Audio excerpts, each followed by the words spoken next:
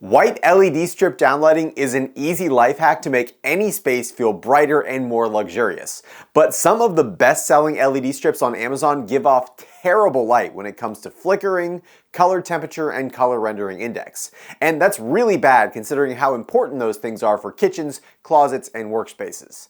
So I spent over $600 of my own money buying all the top-rated LED strips on Amazon, and I ran them through a bunch of tests using this professional colorimeter and this LED flicker meter to figure out which ones are the best and which ones you should absolutely stay away from. And look, I'd love to just give you the results up front, but unlike my LED light bulb video, there isn't just one best LED strip that will fit every single application. So let's break them down by category. Starting with the easiest to use variety, which are the complete kits that come with a power supply and a controller. So all you have to do is take them out of the box and plug them in and you're ready to go. And here they are ordered by the price that I paid for them on Amazon. First, we've got the Pottix 5-volt Cobb LED strip, which is $10 for 2 meters. Next is the Daybetter tunable under cabinet light kit, which is $10 for 3 meters.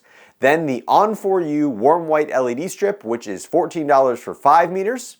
After that, we've got the LaFluent under cabinet light kit, which is also $14 for 5 meters. Next is the Woebane under cabinet light kit, which is $19 for 5 meters. Then we've got the Govee warm white LED strip lights, which are $21 for 5 meters. The Novastella tunable LED light strip is $24 for 6 meters. And the most expensive was the Pottix tunable white Cobb LED strip, which was $26 for 3 meters. And here they are with their cost per meter. And even though you might just see these as accent lighting, some of the most common uses will be in closets and in kitchens. And in those use cases, the color rendering index or CRI of the light is extremely important. See, LEDs don't always have the same color emission spectrum, and if certain color bands are missing or underrepresented, then objects lit up by that light won't look quite right. And the ability for a light to show the true color of an object is called its color rendering index. I used my Hopacolor 350C colorimeter to measure the CRI of each strip, and I found that the Daybetter tunable under cabinet light kit was by far the worst at 70.2 CRI for warm white and 70.9 for cool white, while the Pottix tunable Cobb strip was the best at 91.6 for warm white and 92.1 for cool white. And even if you don't consider CRI to be an important factor for your application, I would never suggest anything below a CRI of 80, so we can eliminate the Daybetter kit completely. The next important characteristic of these light strips is their flicker, which is actually a function of their controller and power supply more than the LEDs themselves. But a flickering light source can cause things like headaches and vision issues, not to mention the fact that it's just extremely distracting. So I used my Hopacolor LED flicker meter to measure the flicker percentage and flicker index of each LED light strip, and I found that the Govee kit had the least flicker throughout its entire dimming range, while the flicker from the Woebane kit was unbearable below 80% brightness, where the meter measured 99% flicker percentage. I also thought that the 5-volt Pottix Cobb strip and the Daybetter under cabinet lights at 32 and 43% flicker were way too flickery for permanent use, so we can eliminate those as well. Next, let's talk about brightness. I measured a 22-inch section of LED strip inside of a light-sealed white cooler, and I recorded the lux measurement with my colorimeter. Then I multiplied that by the square meters of the cooler to calculate the lumens of each strip, and I found that the Pottix tunable Cobb LED strip was the brightest at 3,681 lumens on cool white and 2,768 lumens on warm white, and the Novastella tunable strip was the dimmest at 1,142 lumens on cool white and 1,230 lumens on warm white. And after looking at their power consumption, we can also calculate their efficiency in lumens per watt, where the warm white lights from On4U were a standout at 1,417 lumens per watt, and the worst was the 5-volt Pottix Cobb strip at 652 lumens per watt, less than half of the On4U. So all things considered, the best easy-to-use strip with everything included was the Pottix tunable Cobb LED strip, which had the highest CRI, highest brightness, acceptable flicker, and completely tunable color temperature using its included infrared remote, with the downsides being the highest price per meter and a relatively low power efficiency. So for a more budget option, the Govee warm white strip also performed well with good brightness, low flicker, and high efficiency at less than half the cost per meter of the Pottix strip.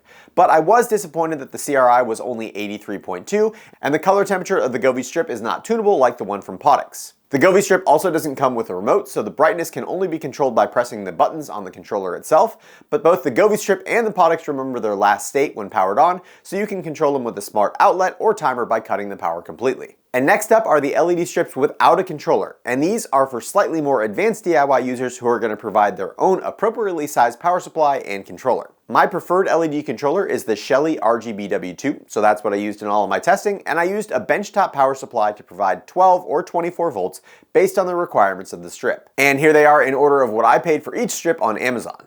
First, we've got the LE Pro Warm White LED strip, which was $10 for 5 meters. After that is the 12 volt BTF Lighting FCOB Warm White strip, which was $15 for 5 meters. Then the 12 volt BTF Lighting RGB plus Warm White 50/50 LED strip, which was also $15 for 5 meters. Next is the Topai 12 volt Cob LED strip, which was $19 for 5 meters. Then the 24 volt LL Top Cob LED strip, which was $20 for 5 meters. The 12 volt Hit Lights Warm White strip was $30 for 4 meters. Next is the Joylight 24 volt Cob LED strip, which was $34 for 5 meters. Then we've got the 24 volt Joylit UL rated Warm White strip, which is $38 for 5 meters. And last, the most expensive DIY strip is the Super Lighting LED 24 volt RGBW Cob LED strip, which was $45 for 5 meters. And here they are broken down with their cost per meter, with the LE Pro coming in at just $2 per meter and the Super Lighting LED strip coming in at an eye-watering $9 per meter. Looking at the color rendering index, the Joylit 24 volt Cob LED strip had a standout CRI of 95.8, which means it would be great for even the most demanding applications like photography.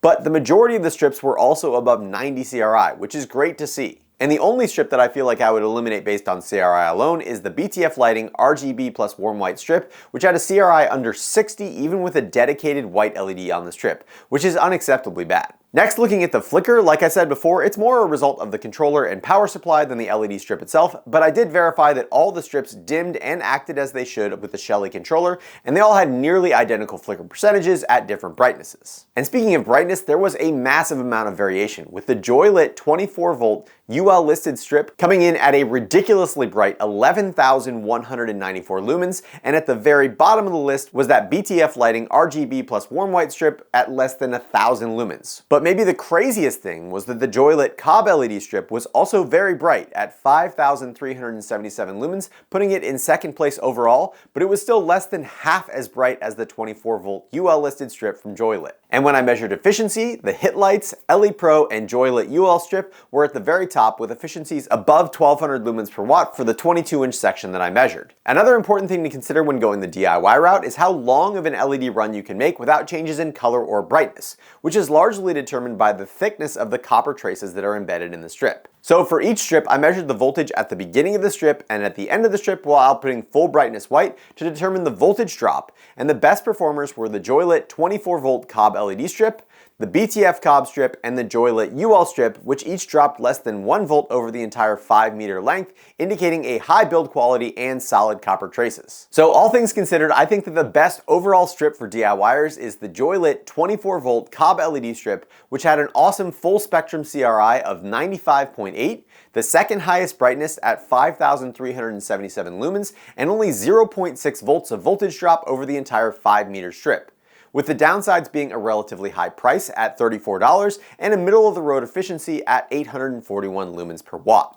But from a budget standpoint, the LE Pro 12 volt LED light strips are hard to beat, with a cost per meter of just $2 and the second highest efficiency at 1209 lumens per watt, with the downsides being a CRI of just 80.3 and a voltage drop of 1.57 volts over 5 meters, indicating a more cheaply made strip with thinner copper traces. But if you're on a budget and not extremely concerned with CRI, they are definitely an excellent value. And speaking of value, for me the most well-balanced strip, considering both performance and price, was the BTF Lighting FCOB Warm White strip, which was just $1 more per meter than the LE Pro, but had a CRI of 92.3, 30% more brightness at 2,185 lumens, good efficiency at 1,072 lumens per watt, and less than 1 volt of voltage drop over the entire 5 meter strip, which are all significant upgrades over the LE Pro for just a little bit more money. And last, if you're looking for an addressable LED strip with warm white, your options are quite a bit more limited, and the installation might be a little bit more complicated because in addition to needing your own power supply and controller, you also need to decide which software you want to use to provide the data for your strips.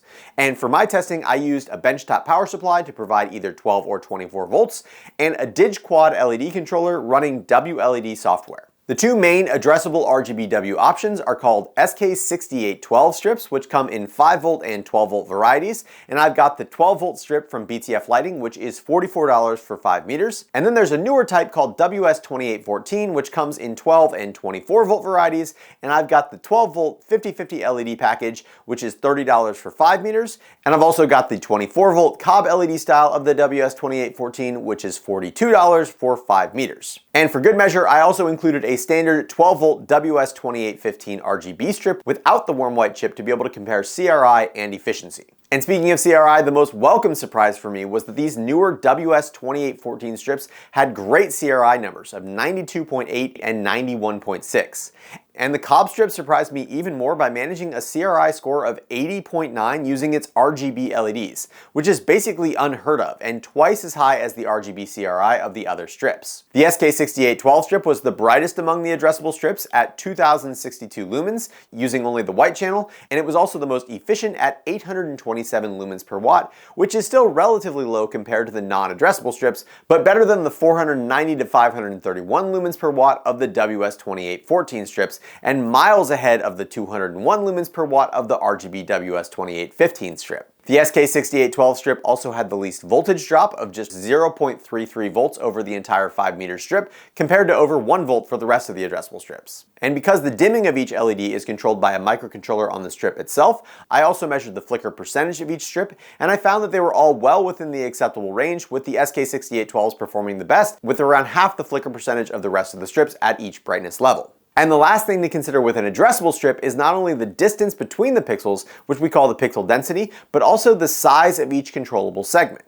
The Cobb LED strip, for instance, has no distinguishable pixels, but each controllable segment is 7 centimeters long, which is decently large and may make your patterns look lower resolution. While the 300 LED per meter strips have a lower pixel density, but are each controllable in groups of 3 pixels, so each controllable segment is only 5 centimeters long on the SK6812 strip and the WS2814 strip. And the big advantage of the WS2815 RGB strip is that they are individually controllable per pixel, meaning your patterns will look higher resolution. So overall, for addressable strips, it was a little bit harder to pick, but I like the 12V WS2814 non-Cobb strips, which were quite a bit cheaper than the rest at $30 for 5 meters or $6 per meter, and they had a great white CRI of 92.8. They're controllable in 5 centimeter sections of 3 LEDs, and they had an acceptable voltage drop of 1.12 volts over 5 meters, with the downsides being significantly lower brightness and efficiency than non-addressable strips. The 12V SK6812 strips have been my go-to for years, and they do have better efficiency, higher brightness, and lower flicker. But in the future, I think I'm going to be migrating over the WS2814 strips for their higher white CRI value. So to recap, my final recommendations in each category, starting with the everything included kits, are the Pottix tunable Cobb LED strip for the best overall, and the Govee warm white strip for the best budget option. In the strip only category, the best performer overall was the Joylit 24V warm white Cobb strip.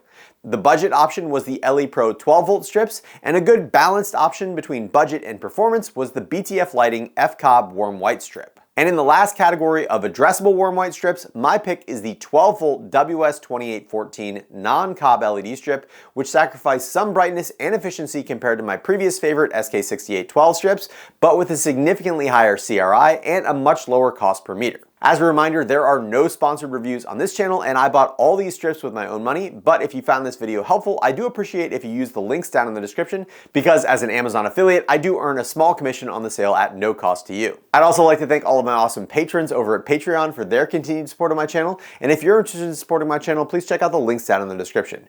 If you enjoyed this video, don't forget to hit that thumbs up button and consider subscribing. And as always, thanks for watching The Hookup.